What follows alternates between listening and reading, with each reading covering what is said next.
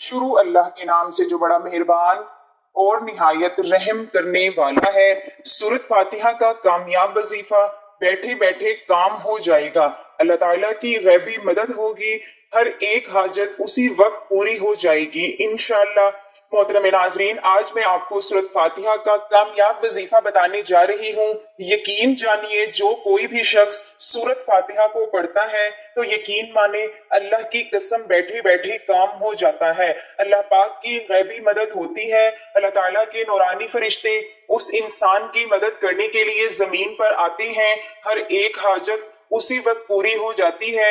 इसलिए यकीन जाने इस सूरत को जामिया सूरत कहा गया है और ये समझे कि ये सब वजीफों से तगड़ा वजीफा है और कामयाब वजीफा है। और सूरत फातिहा से आप जिस भी काम का आगाज करें, अपना घर बनाना चाहते हैं, किसी जॉब में जाना चाहते हैं, आप इंटरव्यू के लिए जाना चाहते हैं, अलगर्ज आप बाहर के मुल्क में जाना चाहते हैं, कागजात जमा करवा दिए हैं, आपका काम नहीं हो रहा, रुकावटें आ रही हैं, जादू बंदिश है, अलगर्ज आप किसी भी हवाले से परेशान हैं, कामयाबी चाहते हैं, कामयाबियों की सीढ़ियों पर चढ़ना चाहते हैं, दुनिया के अंदर किसी भी लिहाज से आप ओहदा चाहते हैं, तो यकीन जाने आप वो काम जो आप शुरू करना चाहते हैं, अगर आपका ये मामूल बन जाए कि आप इस काम को शुरू करने से पहले सूरत फातिहा का ये वजीफा करें, तो अल्लाह पाक आपके हर एक काम के अंदर कामयाबी अता फरमाएगा और अल्लाह पाक आपका बाजू बन जाएगा। और यकीन जाने फरिश्ते जो अल्लाह पाक के नूरानी फरिश्ते हैं और आपकी मदद के लिए जमीन पर उतरेंगे।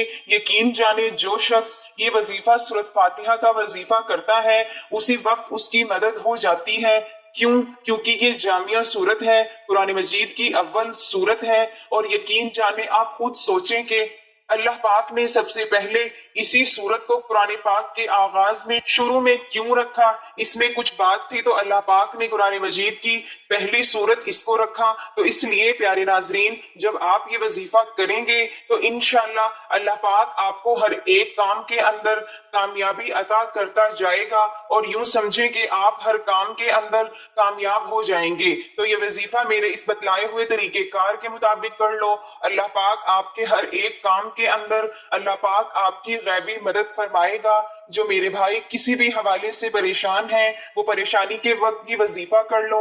अगर आप किसी जॉब पर गए हैं, आप इंटरव्यू देने के लिए जा रहे हैं, आप कचहरी के अंदर, और खास तौर पर मेरे बहुत से भाई दोस्तों अहबाब ऐसे होंगे कि जिनका वास्ता कचहरी अदालत के अंदर पड़ता होगा। तो अगर आप मुकदमा लड़ रहे हैं, आप चाहते हैं कि इस मुकदमे के अंदर मेरी जीत हो, तो प्यारे नाजरीन, अपने मुकदमा लड़ने से पहले जब आप अदालत के अंदर जाएं तो जाते जाते रस्ते के अंदर ये सूरत फातिहा का वजीफा मेरे इस बतलाए हुए तरीके कार के मुताबिक करते जाएं। अल्लाह पाक ने आपको कामयाबी ना दी तो ये वजीफा छोड़ दीजिएगा। ये यकीनी वजीफा है और कामयाबी का वजीफा है। आप जिस भी काम के अंदर कामयाब होना चाहते हैं तो आप सूरत फातिहा को पढ़ लो, क्योंकि सूरत फातिहा के अंदर अल्लाह ताला की सना को बयान किया गया है, इसमें सीधा रास्ता दिखाया गया है, गुमराहियों को बतलाया गया है। और यूं समझें कि यहाँ पर अल्लाह तबारक तआला की सना को बयान किया गया है, और जिस सूरत के अंदर अल्लाह पाक की सना को बयान किया गया हो,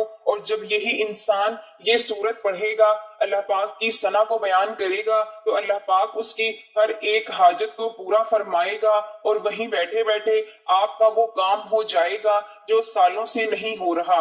मोहतरम नाजरीन, आज का वजीफा बहुत ही खास है और इसमें एक कुरान मजीद की सूरत का अमल है। आज की इस वीडियो में हम जो अमल आपको बताएंगे, ये खास वजीफा कुरान पाक की एक छोटी सूरत का आपने इस अमल को लाजमी करना है। इंशाअल्लाह ताला इस अमल को करने से आपके पास इतना पैसा और इतना मालो दौलत आ जाएगा। आप गरीब हैं, आपके घर के माली हालात ठीक नहीं है, तो आपके घर के माली हालात इस कदर बेहतर हो जाएंगे कि आपके जितने भी रिश्तेदार हैं वो आपको देखते ही रह जाएंगे। ये खास वजीफा हमारी बहुत सी बहनों और भाइयों को आजमाया हुआ عمل اللہ تبارک و تعالیٰ کے فضل و کرم سے گھر سے غربت اور تنگ دستی ختم ہو جائے گی اور گھر میں مال و دولت کی بارش ہونا شروع ہو جائے گی۔ تحقیق انسان کا واحد مقصد یہ ہے کہ انسان اللہ تعالیٰ کی عبادت و بندگی کرے۔ اس کے علاوہ جتنے بھی امور ہیں جن کو انسان انجام دیتا ہے، اس لیے بھی تاکہ وہ عبادت الہی کے معاملے میں انسان کے معاون بن سکیں۔ انسان کی صحت و تندرستی، قوت و طاقت، مال و دولت، کھانا پینا، غرض ہر ایک چیز اس لیے ہے تاکہ انسان ہو کر اپنے اصلی مقاصد کو انجام دے سکے۔ عبادت اللہ تبارک و تعالیٰ کے حکم اور نافذ کردہ چیزوں کو انجام دینا اور منع چیزوں سے رک جانا، لیکن عبادات کے اندر بھی فرق مراتب کا لحاظ کیا گیا ہے، یعنی ان کی انجام دہی کی صورت میں مرتب ہونے والے اجر و ثواب میں بڑا فرق ہے۔ چنانچہ کچھ امور ایسے ہیں جن کی فضیلت و اہمیت اور اجر و ثواب بہت زیادہ ہیں، اور کچھ ایسے ہیں جن کا اجر و ثواب دیگر عبادتوں کی نسبت کچھ کم ہے۔ نفل عبادات میں تہجد کی نماز قبولیت کی ضامن۔ نماز تہجد قربت الہی کا ذریعہ ہے۔ یہ نماز خوشنودی رب کا باعث ہے، اس سے حسنات میں اضافہ ہوتا ہے، گناہ معاف ہوتے ہیں اور درجات بلند ہوتے ہیں۔ نماز تہجد سے محبت الہی کا حصول ہوتا ہے۔ یہی وجہ ہے کہ اس کی توفیق انہی چند افراد کے دامن میں آتی ہے جو اللہ کے پسندیدہ افراد ہوتے ہیں۔ ناظرین کرام، آج ہم آپ کو ایسی صورت کا وظیفہ بتائیں گے کہ بے روزگاروں نے کیا تو اللہ تعالیٰ نے ان کے لیے نوکری کا وسیلہ بنا دیا، کاروباری حضرات نے کیا تو ان کے پاس گاہکوں کی لائن لگ گئی۔ یہ وظیفہ آپ نے نماز عشاء کے بعد کرنا ہے۔ اگر اس وظیفے کو احسن طریقے سے کر لیتے ہیں تو انشاءاللہ آپ کے جو رزق کے مسائل وہ حل ہونا شروع ہو جائیں گے۔ انشاءاللہ رزق کا مسئلہ حل ہو جائے گا، رزق کی رکاوٹیں، بندشیں دور ہو جائیں گی۔ یہ ایک ایسی صورت ہے جن لوگوں نے بھی پڑھا اللہ تعالیٰ نے اسے غنی بنا دیا، جن لوگوں نے بھی اس کو کیا ان کے کاروبار خوب پھلے پھولے ہو گئے۔ آج آپ کے لیے یہ وظیفہ لے کر آئے ہیں، قرض کے بوجھ تلے دبے انسان اس کو کریں، انشاءاللہ آپ کامیاب ہوں گے۔ لیکن ظاہری اسباب آپ نے لازماً تیار کرنے ہیں، تو یہ وظیفہ کسی بھی نماز کے بعد کر سکتے ہیں، لیکن نماز عشاء کے بعد زیادہ بہتر رہے گا۔ اس وظیفے کو خواتین بھی کر سکتی ہیں، بہنیں بھائی بزرگ سب اس وظیفے کو کر سکتے ہیں۔ اس وظیفے کو آپ ایک دوسرے کے لیے بھی کر سکتے ہیں، بھائی بہنوں کے لیے کر سکتے ہیں، بہنیں بھائی کے لیے کر سکتی ہیں، والدین بچوں کے لیے کر سکتے ہیں۔ یہ وظیفہ سورۃ فاتحہ کا وظیفہ ہے۔ مشائخ اور بزرگان دین کہتے ہیں رزق کے اندر کامیابی چاہتا ہے جو دین اور دنیا کے اندر ترقی چاہتا ہے، اور جو رزق کے اندر برکت چاہتا ہے اس صورت کو اپنا لے۔ آپ نے یہ کرنا ہے کہ کوئی ایک ٹائم مقرر کر لے۔ اس وظیفے کو جائز حاجات کے لیے اس لیے نہیں کرنا کہ امیر و دولت بن جاؤں گا تو اپنے خاندان والوں کو نیچا دکھاؤں گا۔ فخر و غرور نکال کر صرف عاجزی انکساری کے ساتھ اس وظیفے کو کرنا ہے۔ دوران وظیفہ کوشش کریں آپ نے بدبودار اشیاء کا استعمال نہ کریں، جیسا کہ کچا پیاز ہو گیا۔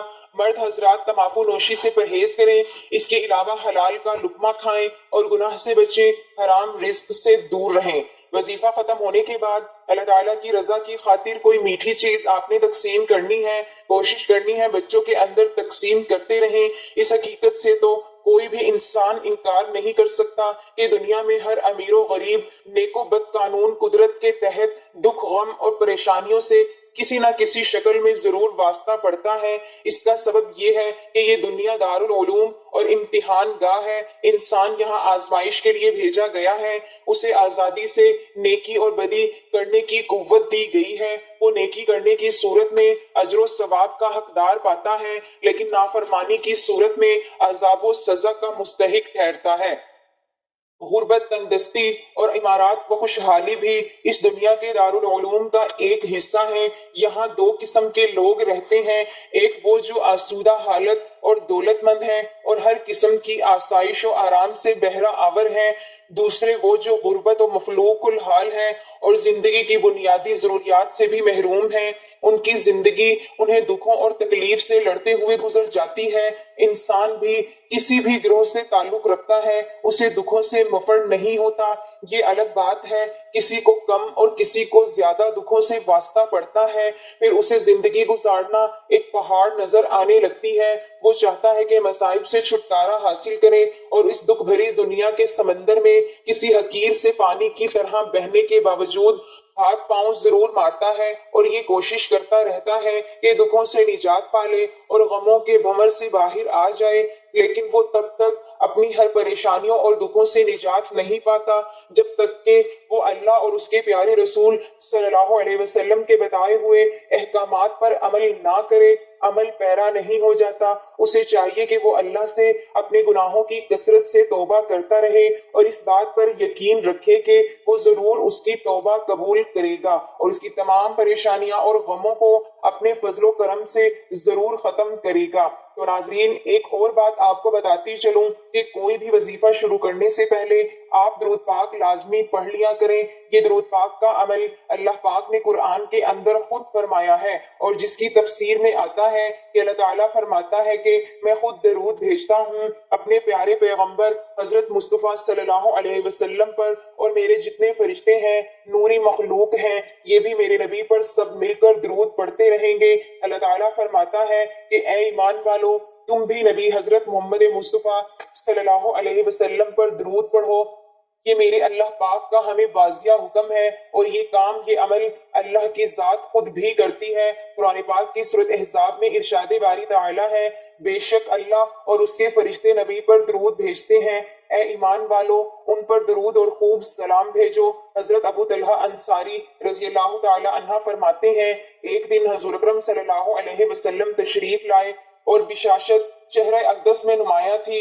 ارشاد فرمایا، میرے پاس حضرت جبرائیل علیہ السلام آئے اور کہا، آپ کا رب عز و جل فرماتا ہے، کیا آپ راضی نہیں کہ آپ کی امت میں جو کوئی آپ پر درود بھیجے میں اس پر 10 بار درود بھیجوں گا، اور آپ کی امت میں کوئی آپ پر سلام بھیجے میں اس پر 10 بار سلام بھیجوں گا۔ حضرت عبداللہ بن مسعود رضی اللہ تعالی عنہ سے روایت ہے، حضور پر نور صلی اللہ تعالی علیہ وسلم نے ارشاد فرمایا، قیامت کے دن مجھ سے سب لوگوں میں قریب وہ ہوگا جس نے سب سے زیادہ مجھ پر درود بھیجا ہے۔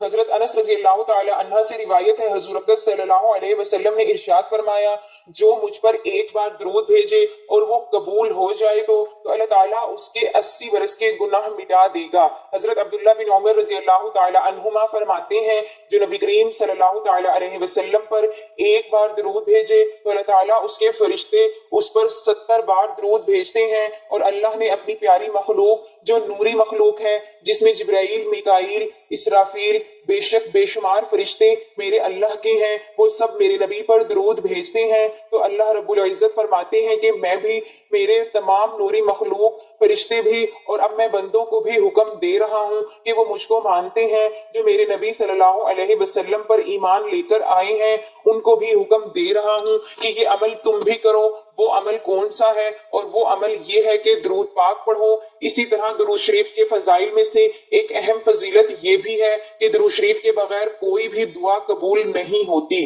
حضرت سعید بن مسیب رضی اللہ تعالی عنہ حضرت عمر رضی اللہ تعالی عنہ قول نقل کرتی ہیں، مجھے یہ بات پہنچتی ہے کہ جب تک کسی دعا کے ساتھ حضور اکرم صلی اللہ علیہ وسلم پر درود پاک نہ پڑھا ہو، وہ زمین و آسمان کے درمیان معلق رہتی ہے۔ سیدنا جابر بن عبداللہ رضی اللہ تعالی عنہما سے روایت ہے کہ نبی پاک صلی اللہ علیہ وسلم منبر پر جلوہ افروز ہوئے، جب پہلی سیڑھی پر چڑھے تو فرمایا آمین، پھر دوسری سیڑھی پر چڑھے تو فرمایا آمین، پھر تیسری پر چڑھے تو فرمایا آمین۔ صحابہ نے کہا، اللہ کے رسول، ہم نے آپ کو 3 مرتبہ آمین کہتے ہوئے سنا۔ آپ صلی اللہ علیہ وسلم نے فرمایا، جب میں پہلی سیڑھی پر چڑھا تو جبرائیل امین میرے پاس آئے اور کہا، بدبخت ہے وہ شخص جس نے رمضان کا مہینہ پایا پھر وہ گزر گیا، اس کی بخشش نہ ہوئی۔ تو میں نے کہا آمین۔ پھر کہا، بد نصیب ہے وہ بندہ جس نے اپنے والدین یا دونوں میں سے ایک کو پایا اور انہوں نے اس کو جنت میں داخل نہ کرایا۔ تو میں نے کہا آمین۔ پھر کہا، کم بخت وہ شخص جس کے سامنے آپ کا ذکر ہو اور اس نے آپ پر درود نہ پڑھا ہو؟ میں نے کہا آمین۔ ناظرین کرام، خود ہی اندازہ لگاؤ کہ کتنی سخت وعید آئی ہے۔ اللہ کا حکم ہے اور اللہ کے حکم کو لے کر آنے والا سارے فرشتوں کا سردار فرشتہ حضرت جبرائیل امین علیہ السلام ہے، اور جس ہستی کے پاس وہ فرشتہ آتا ہے وہ سارے نبیوں کا امام ہے۔ اب میرے نبی آمین کہہ رہے ہیں اور اللہ کا حکم ہے، جبکہ جبرائیل لے کر آنے والا ہے۔ اب اس کے اندر کوئی شک و شبہ باقی نہیں ہے کہ وہ دعائیں قبول ہو چکی۔ میرے بھائیوں اور بہنوں، میرے نبی پاک صلی اللہ علیہ وسلم پر درود پڑھنا عین عبادت ہے۔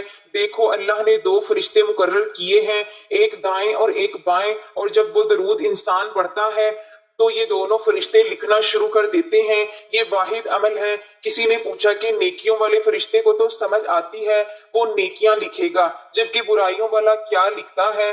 آپ نے فرمایا جب درود پڑھا جاتا ہے تو وہ برائیاں مٹانا شروع کر دیتا ہے۔ تو اس لیے میرے نبی پاک صلی اللہ علیہ وسلم کی بڑی عزت اور شان اور وقار ہے۔ ناظرین کرام، اب وظیفے کی طرف چلتے ہیں۔ تو آپ نے سب سے پہلے تو عشاء کی نماز پڑھنی ہے، اس کے بعد وہیں اتحیات کی حالت میں ہی بیٹھ کر ایک مرتبہ اعوذ باللہ من الشیطان الرجیم پڑھنا ہے، اس کے بعد ایک مرتبہ بسم اللہ الرحمن الرحیم پڑھنا ہے، اور اس کے بعد اول آخر کم سے کم 3 مرتبہ درود شریف پڑھیں۔ کوشش کریں کہ تعداد زیادہ ہو۔ درود پاک پڑھ کر الحمدللہ شریف یعنی سورۃ فاتحہ جو ہے، اس کو آپ نے صرف 11 مرتبہ پڑھنا ہے۔ بسم اللہ الرحمن الرحیم، الحمدللہ رب العالمین، الرحمن الرحیم، مالک یوم الدین، ایاک نعبد و ایاک نستعین، اہدنا الصراط المستقیم، صراط الذین انعمت علیہم غیر المغضوب علیہم ولا الضالین، آمین۔ اس کے بعد ایک تسبیح پہلے کلمے کی کرنی ہے، لا الہ الا اللہ محمد رسول اللہ، اور جب آپ یہ عمل کریں اول آخر کم سے کم 3 بار درود شریف کے ساتھ پڑھیں، پھر اس کے بعد اللہ پاک سے دعا مانگیں۔ یہ ایسا وظیفہ ہے کہ انشاءاللہ آپ کی کوئی بھی دعا رد نہیں ہوگی۔ یہ انتہائی طاقتور اور آزمودہ ہے، یہ بہت ہی مجرب وظیفہ ہے۔ میں نے سوچا کہ یہ تحفہ اپنے ناظرین کو بھی دے دوں، کیونکہ اس دور میں کافی لوگ پریشان ہیں، روپے پیسے کی کمی ہے۔ انشاءاللہ العزیز اللہ رب العزت آپ کو بھی اپنے فضل و کرم سے اس مالی تنگدستی سے نجات دے گا انشاءاللہ، اور خوشخبری ملے گی۔ اور یہ عمل ایمانداری کے ساتھ اور مکمل یکسوئی کے ساتھ کرو۔ حضرت ابو ہریرہ رضی اللہ تعالی عنہ سے روایت ہے کہ عرض کیا گیا، یا رسول اللہ صلی اللہ علیہ وسلم، قیامت کے روز آپ کی شفاعت کا سب سے زیادہ مستحق کون ہوگا؟ آپ صلی اللہ علیہ وسلم نے فرمایا، ابو ہریرہ، میرا گمان یہی تھا کہ اس بارے میں تم سے پہلے مجھ سے کوئی نہ پوچھے گا، کیونکہ میں دیکھتا ہوں کہ تم حدیث پر بہت حریص ہو۔ قیامت کے روز میری شفاعت حاصل کرنے میں سب سے زیادہ خوش نصیب شخص وہ ہوگا جس نے خلوص دل و جان سے لا الہ الا اللہ پڑھا ہوگا۔ حضرت انس رضی اللہ تعالی عنہ سے روایت ہے کہ میں نے حضور نبی اکرم صلی اللہ علیہ وسلم کو فرماتے ہوئے سنا، قیامت کے روز میری شفاعت قبول کی جائے گی۔ میں عرض کروں گا، یا رب، جس کے دل میں رائی کے برابر ایمان ہو اسے جنت میں داخل فرما دیں۔ بس وہ داخل ہو جائیں گے۔ پھر میں عرض کروں گا، اسے بھی جنت میں داخل فرما دے جس کے دل میں ذرا سا بھی ایمان ہے۔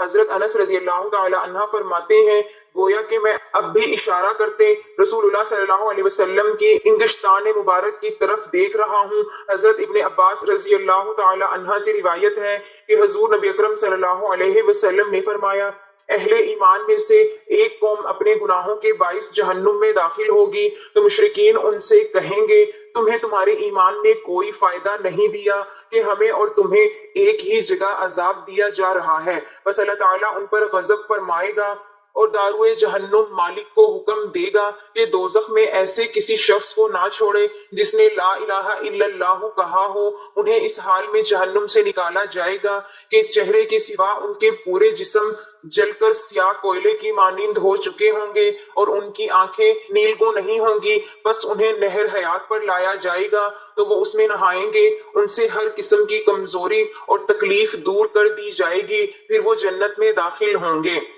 فرشتے ان سے کہیں گے، تمہیں مبارک ہو، تم جنت میں ہمیشہ کے لیے داخل ہو جاؤ۔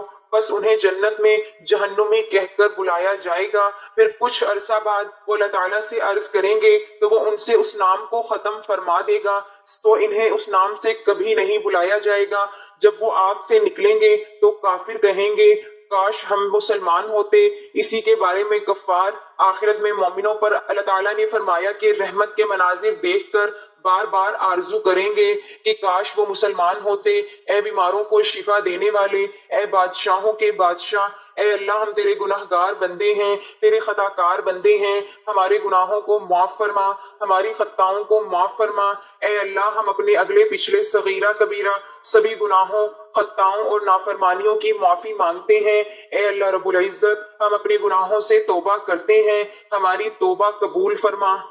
اے اللہ ہم گناہ گار ہیں، سیاہ کار ہیں، بدکار ہیں، تیرے احکام کے نافرمان ہیں، ناشکرے ہیں، لیکن میرے معبود تیرے نام لیوا بندے ہیں، تیری توحید کی گواہی دیتے ہیں۔ تیرے سوا کوئی عبادت کے لائق نہیں ہے، تیرے سوا کوئی بندگی کے لائق نہیں ہے، تیرے سوا کوئی تعریف کے لائق نہیں ہے۔ میرے معبود ہمارے گناہ تیری رحمت سے بڑے نہیں ہیں، تو اپنی رحمت سے ہمارے گناہ معاف کر دے۔ اے اللہ پاک ہمیں گمراہی کے راستے سے ہٹا کر صراط المستقیم کے راستے پر چلنے والا بنا دے۔ اے اللہ ایسی نماز پڑھنے کی توفیق عطا کر جس نماز سے تو راضی ہو جائے، زندگی میں ایسے نیک اعمال کرنے کی توفیق عطا کر جن اعمالوں سے تو راضی ہو جائے، ہمیں ایسی زندگی گزارنے کی توفیق عطا کر جس زندگی سے تو راضی ہو جائے، ایمان پہ زندہ رکھ اور ایمان پہ ہی موت عطا کر۔ اے اللہ ہمیں تیرے احکام کی فرما برداری کرنے والا بنا اور تیرے پیارے حبیب جناب محمد الرسول اللہ صلی اللہ علیہ وسلم کے نیک اور پاکیزہ آداب کو اپنانے والا بنا دے۔ اے اللہ ہماری پریشانیوں کو دور کر دے۔ اے اللہ جو بیمار ہیں انہیں شفا کاملہ عطا فرما۔ اے اللہ جو بے اولاد ہیں انہیں اپنے خزانوں میں سے نیک اور صالحہ اولاد عطا فرما۔ اے اللہ جن کے جو کام رکے ہوئے ہیں وہ پورے کر دے۔ اے اللہ بچھڑوں ہوں کو ملا دے۔ اے اللہ شادی شدہ جوڑوں میں محبت اور خلوص پیدا کر دے اور ان کی زندگیوں میں برکت ڈال دے۔ اے اللہ تمام لڑکے اور لڑکیوں کے نصیب اچھے کر دے۔ اے اللہ جو قرض کے بوجھ تلے دبے ہوئے ہیں ان کا قرض جلد سے جلد ادا کروا دے۔ اے رب العزت شیطان سے ہماری حفاظت فرما۔ اے اللہ حلال رزق کمانے کی توفیق عطا فرما۔ اللہ تعالیٰ ہم سب کا حامی و ناصر ہو۔ ناظرین کرام اللہ تعالیٰ کے 99 ناموں میں سے کوئی سا ایک نام کمنٹ میں لکھ کر ضرور شیئر کریں۔ جزاک اللہ۔